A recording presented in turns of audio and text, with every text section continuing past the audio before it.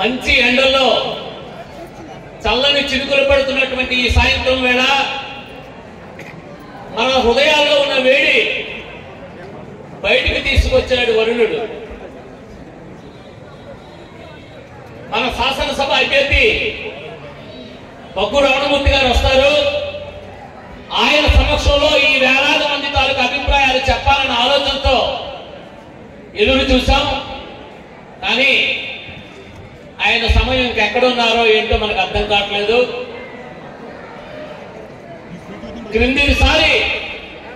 క్రిందిటి ఎన్నికలలో ఇంతకంటే ఎక్కువ జనాభాతో ఒక ఉరకలేస్తున్న ఉత్సాహంతో ఆ రోజు సమావేశం మనం ఏర్పాటు చేసుకున్నాం. బగ్గు రమణమూర్తి గారిని గెలిపించాలి, తెలుగుదేశం పార్టీని గెలిపించాలన్న ఆలోచనతో ఆ రోజు ఉవ్వెత్తున యువకులందరూ పోరాటం చేశారు. ఆ రోజు మన మైకులు కూడా కట్ చేస్తే మనలో పౌరుషం రగిలి ఆ రోజు మనం మాట్లాడిన మాటలు, మనం ఇచ్చిన తీర్పు ఒక్కసారి మనం గుర్తు చేసుకోవాల్సిన అవసరం ఉంది. సోదరులారా, నరసన్నపేట నియోజకవర్గానికి ఒక రాజకీయ చరిత్ర ఉంది. ఈరోజు ఇక్కడ రాజకీయాలు నిలుపుతున్నటువంటి పెద్దలు, ధర్మాన సోదరులు, కీర్తి శేషులు డోల సీతారాములు గారి శిష్యులు. ఆయన రాజకీయాల్లో తెచ్చి ఓనామాను నేర్పించి ఒక రాజకీయ జీవితాన్ని ప్రసాదిస్తే ఈ రోజు వాళ్ళ కుటుంబం ఎక్కడుంది, ఎవరితో పనిచేస్తుందో ఒక్కసారి ఆలోచించవలసిన అవసరం మనకుంది. వాళ్ళకి రాజకీయ జీవితాన్ని ఇచ్చినటువంటి డోల కుటుంబం, వాళ్ళ తనయుడు జగన్ గారు ఈ రోజు రమణమూర్తి గారి నాయకత్వం కావాలి, తెలుగుదేశం పార్టీ గెలవాలి, తెలుగుదేశం పార్టీకి ఓటేయాలని చెప్పి ఈ రోజు మన మధ్యన తిరుగుతున్నారు అంటే ఒక్కసారి మనందరం కూడా ఆలోచించవలసిన అవసరం ఉంది. సోదరులారా, గతంలో ఇక్కడ మనం చూసాం, రోడ్డు వైండింగ్ అయినప్పుడు మన పెద్దబాబు గారిని కానీ ఇంకా కొంతమంది వైశ్యులు కానీ రాత్రి తొలగించి ఇబ్బందులు పెట్టాలి తెలుగుదేశం పార్టీ వాళ్ళకని చెప్పి ఆలోచించినప్పుడు ఆ రోజున మనలో ఉన్నటువంటి ఆవేశం, మనలో పెరుగుతున్నటువంటి ఆ కోపం ఒక్కసారి మనం ఈ సందర్భంగా గుర్తు చేసుకోవాలి. ఆ రోజు పెద్దబాబు గారు హైకోర్టు ఆర్డర్ తీసుకురాకపోతే వాళ్ళ ఆస్తుల మొత్తం రోడ్డున పడిపోయి ఉండేవి. అంటే కక్ష సాధింపు చర్యలు ఏ విధంగా కలింగ వయసుల మీద ఉన్నాయో ఒక్కసారి మనం మననం చేసుకోవాలని సందర్భంగా కోరుతున్నాను. ఈరోజు ఇక్కడ ఉన్నటువంటి కలింగ వయసులందరూ కూడా రామచంద్ర గారు చెప్పారు, ఈ పట్టణంలో 6,000 మంది కలింగ వయసులు ఉన్నారు, మన ఓట్లు 6,000 ఉన్నాయి, జనాభా 10,000 దాటిపోవచ్చు. అటువంటి 6,000 మంది ఓట్లు ఉన్నటువంటి మనం ఎప్పుడు కూడా ఎవరికో దాసోహంగానే ఉంటున్నాం. కానీ మన ఆత్మగౌరవాన్ని కాపాడుకునే విధంగా కానీ రాజకీయాల్లో మన స్థానం పోరాడి సంపాదించుకోవడంలో కానీ ఎప్పుడు కూడా మనం వెనకే ఉంటున్నాం. ఒక్కసారి ఆలోచించండి. ఈ రోజు మనం ఎంతో సర్వీస్ చేస్తాం.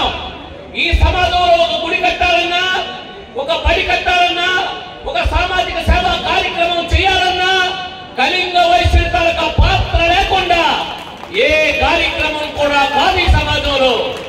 అయితే అటువంటి కలింగ వయసుకి ఈ రోజు సమాజంలో ఆ విధమైన గౌరవం కానీ, ఆ విధమైన గుర్తింపు కానీ, ఆ విధమైనటువంటి గొప్ప కానీ ఉందా అని ఒక్కసారి మనం ఆత్మ పరిశీలన చేసుకోవాలి. వైశ్యుడు అంటే వ్యాపారస్తుడు చాలా చులకనగా ఉంది సమాజంలో. ఈ రోజు మనం తల వంచుకొని మన బ్రతుకు మనం బతుకుతూ 10 మందికి బ్రతుకునిస్తూ ఈ రోజు ప్రభుత్వానికి ఆదాయ వనరులుగా ఉంటూ మనం గౌరవంగా బ్రతుకుతుంటే అది చాటకాలితనంగా చూస్తున్నటువంటి కొంతమందికి మనం బుద్ధి చెప్పవలసిన బాధ్యత కూడా మన మీద ఉంది. ఒకరోజు కలింగ వయస్సుడు అంటే వ్యాపారస్తుడి వరకే పరిమితమైంది. ఈ సమాజంలో మనకి విద్యావంతులు లేరు, ఉద్యోగులు లేరు, పెద్ద స్థాయిలో ఈ ప్రభుత్వంలో పదవులు మనకు లేవు. అటువంటి పరిస్థితుల్లో మనం అణగారిపోయాం. ఈ స్వాతంత్ర ఫలాలు 75 సంవత్సరాల్లో ఏ రోజు కూడా కళింగ వయసులో అనుభవించలేనటువంటి పరిస్థితి వచ్చింది. ఈ దేశ స్వాతంత్ర పోరాటంలో మన కళింగ వయసుల పాత్ర కూడా ఈ ప్రాంతం నుండి ఉంది. ఒక్కసారి మనం మననం చేసుకోవాలి. స్వర్గీయ పట్టూరు స్వామిబాబు గారు ఆ రోజు ఆయన చేస్తున్నటువంటి ఉద్యమం, ఆయన చేసినటువంటి త్యాగం, ఆయన ఈ సమాజం పట్ల చేసినటువంటి అంకిత భావం ఒక్కసారి మనం మననం చేసుకోవాలి. ఆయన పేరు ఈ రోజు నరసన్నపేట వాస్తవ్యుడిగా ఉంది అంటే అది మీ అందరి తాలూకా గౌరవంగా మీరు ఒక్కసారి గుర్తు చేసుకోవాలి. అందుకే ఇతర రామచంద్ర గారు చెప్పినప్పుడు 700 మంది పుట్టూరు వాళ్ళు ఈ పట్టణంలో అత్యధిక శాతం ఉన్నారు అంటే వాళ్ళందరూ కూడా స్వామిబాబు గారి తాలూకా వారసులుగా ఒక్కసారి మనం ఆలోచన చేయాలని కూడా ఈ సందర్భంగా కోరుతున్నాం. అటువంటి చరిత్ర కలిగినటువంటి పెద్ద మనిషి మన పొలంలో ఉంటే ఈ రోజు కూడా ఎవరో ముక్కు మొహం తెలియనటువంటి వ్యక్తులు తన విగ్రహాలు పెడతారు.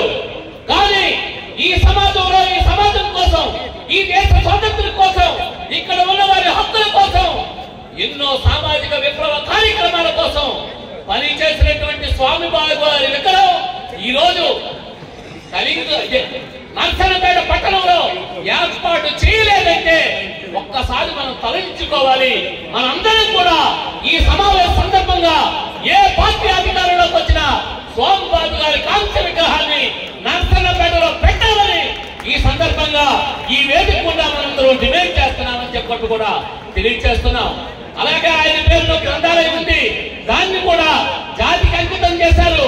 దాన్ని చక్కనైన సదుపాయాలతో మన భావితరాలకు అందించే విధంగా దాన్ని బాగు చేయాలని కోరుతున్నాం. సోదరులారా, నాకంట ముందు చాలా మంది పెద్దలు ప్రసంగించారు, చాలా విషయాలు చెప్పారు. అయితే ఒక్క విషయం గుర్తుపెట్టుకోండి, మనం ఏ పాత్ర పోషించాలన్నా దానిలో రాజకీయాల్లో మన పాత్ర ఉంటేనే మనకు గౌరవం దక్కుతుంది.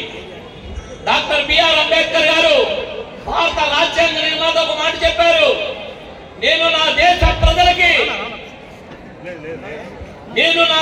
ప్రజలకి కత్తి చేతికి ఇవ్వలేదు, కానీ ఓటును ఆయుధంగా ఇచ్చాను. అది ఉపయోగించుకొని ఈ దేశానికి రాజులవుతారో, ఆ ఓటు అమ్ముకొని ఈ దేశానికి బానిసలవుతారో ఒక్కసారి ఆలోచించని చెప్పారు. అందువలన అటువంటి విలువైన ఓటు అస్త్రం మనకి ఈ రోజు రాజ్యాంగం కల్పించింది. దానిలో మనం ప్రధానమైన పాత్ర పోషించాలి. కళింగ వయసులో చురుకైన పాత్ర పోషించాలి.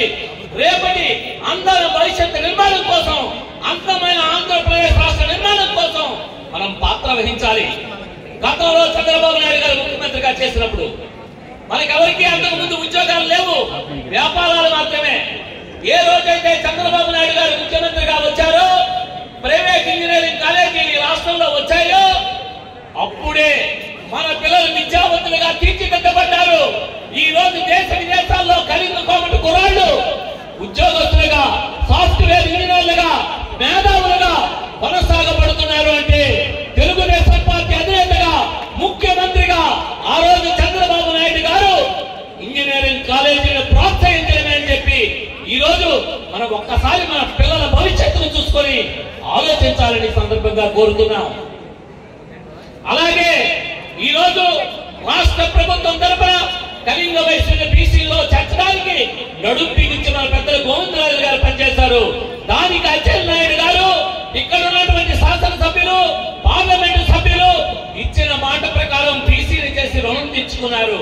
దాని ప్రతిఫలం మనం అనుభవిస్తున్నాం. కానీ కేంద్ర ప్రభుత్వ విద్యా ఉద్యోగ అవకాశాలు కావాలంటే మనం తప్పనిసరిగా ఓబీసీల్లో చేర్చబడాలి. దానికి నిరంతర పోరాటం రామ్మోహన్ నాయుడు గారు చేశారు. దాని కళలు ఫలించాలని వచ్చింది. రేపు ఎన్డీఏ కూటమి అధికారంలో రాబోతుంది. మళ్ళీ నరేంద్ర మోడీ గారి దేశ ప్రధానిగా 3వసారి ప్రధానమంత్రిగా ప్రమాణ స్వీకారం చేయబోతున్నారు.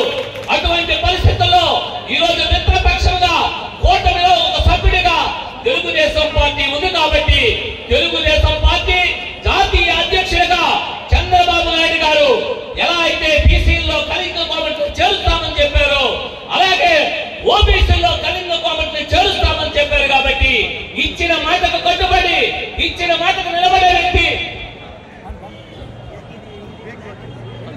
మాట్లాడటానికే కదా ఇచ్చారు.